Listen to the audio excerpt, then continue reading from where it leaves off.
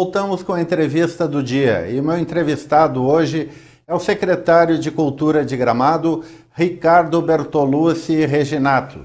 Alegria em tê-lo no programa, Ricardo. Alegria minha, Miron. Obrigado pelo convite. Uma honra e satisfação estar falando com um amigo. Ricardo, a área da cultura foi a mais atingida, talvez, pela pandemia. Como é que foi esse primeiro semestre para você aí na secretaria? Um desafio, Miron, um grande desafio. Na verdade, ainda está sendo. A gente enfrentou esse primeiro semestre, a gente está entrando no segundo, mas ainda com muita dificuldade, né? Entretanto, a gente não pode se apegar só à dificuldade, a gente tem que, né, desconstruir alguns obstáculos. Eu acho que a gente que vem da iniciativa privada e entra, né, no meio público, a gente vem com uma vontade muito grande de romper algumas barreiras, né, e tentar desburocratizar o máximo possível para que a gente comece a plantar uma semente de transformação. E foi assim esse primeiro semestre, né, Miron? A gente trabalhou bastante em projetos que vamos começar a implementar agora no segundo semestre. O fato de a economia estar sendo retomada aos poucos no município também nos dá uma condição de quase normalidade. E assim, pensando no futuro, né, e evidentemente não desconsiderando o presente, a gente tem bastante coisa a fazer. A gente começou a organizar a casa, a gente começou a implementar o nosso modo de gestão, né, levando em consideração aquelas coisas que a gente acredita, mas principalmente levando em consideração o fato de que a Secretaria da Cultura de Gramado, ela deve fazer política pública cultural. Esse é o nosso papel. O nosso papel é olhar, sobretudo, a nossa gente, a nossa população, é oferecer a cultura cidadã como um direito do povo, né? É mostrar que a cultura tem um potencial econômico muito grande, né? Não à toa Gramado é o que é, muito em função da cultura, né? E é também a gente pensar em como que a gente vai se apropriar dessa economia criativa gerada pela cultura para trabalhar também a questão social e descentralização e preservação patrimonial da nossa história, que é tão importante, tão rica, né, Miron? A gente não pode perdê-la.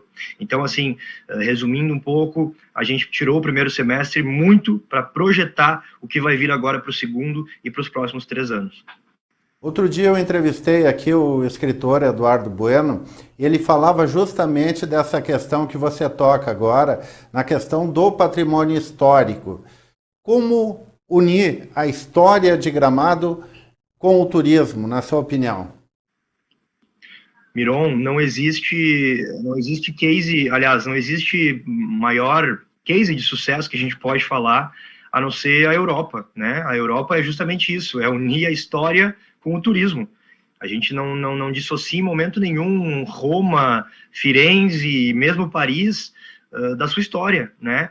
E o turismo, junto com a cultura e com a história, eles são canhões econômicos de desenvolvimento. Então, assim, do ponto de vista prático aqui em Gramado, eu entendo que a implementação do Museu Major Nicolete, que vai contar sobre a história de Gramado, e vai ser o primeiro museu que a gente vai ter no centro da cidade contando a nossa história, me parece que esse é um movimento que a gente vai começar a fazer no sentido de salvaguardar o nosso patrimônio histórico. Eu concordo muito, eu tive a oportunidade de ver a tua entrevista com o Eduardo Bueno, sou um grande fã dele, gosto muito do trabalho do Peninha, e eu concordo 100% quando ele diz que Gramado não pode virar refém do seu sucesso, né? A gente não pode... o Leonid Streliaev, o Uda, ele tem uma expressão que eu acho genial: a gente não pode ser a Disneylândia bávara, né? Nós temos que pensar que Gramado foi colonizada por alemães, italianos, açorianos, antes disso foram os indígenas, mas enfim, a gente precisa se apegar a isso, Miron, com educação patrimonial, mostrando dentro da escola como que isso funcionou, como que foi feito, né? E essa é uma das grandes premissas da Secretaria da Cultura, daquelas 4 que eu falei antes. Eu brinco sempre que eu dividi a gestão da cultura de Gramado em 4 caixinhas. Uma delas é a preservação patrimonial do município, é o patrimônio histórico que a gente precisa salvaguardar, e o turismo certamente vai ser contemplado quando a gente contar a nossa história, né? Afinal de contas, é aquilo que se fala: um povo que não conhece a sua história muito dificilmente vai saber para onde que ele vai, né, no futuro. A Secretaria anunciou recentemente a Gramado Cine Commission. Como vai funcionar? Explique para o nosso espectador como vai funcionar. Perfeito. A Gramado Film Commission, na verdade, é um projeto que surgiu primeiro de uma análise de necessidade, né? A gente tem um festival de cinema em Gramado, a gente tem o Educavídeo em Gramado, a gente tem... Bom, o nosso festival de cinema vai completar 50 anos no próximo ano, né? Quer dizer, meia década sendo o principal festival de cinema do Brasil, mas Gramado ainda não tinha um instrumento de facilitar o acesso de produções audiovisuais para cá. A gente já rodou novela aqui, a gente já rodou grandes filmes, a gente está rodando, né, a Mel Lisboa esteve falando contigo recentemente, Miron, a gente está rodando a produção do Atena aqui, a gente também está rodando uma produção de uma série infantil que está gravando em Gramado, né, uma série do Sérgio, que deve rodar, se eu não estou enganado, na Rede TV, e a gente já teve outra procura de uma outra produção que deve acontecer para o final do ano.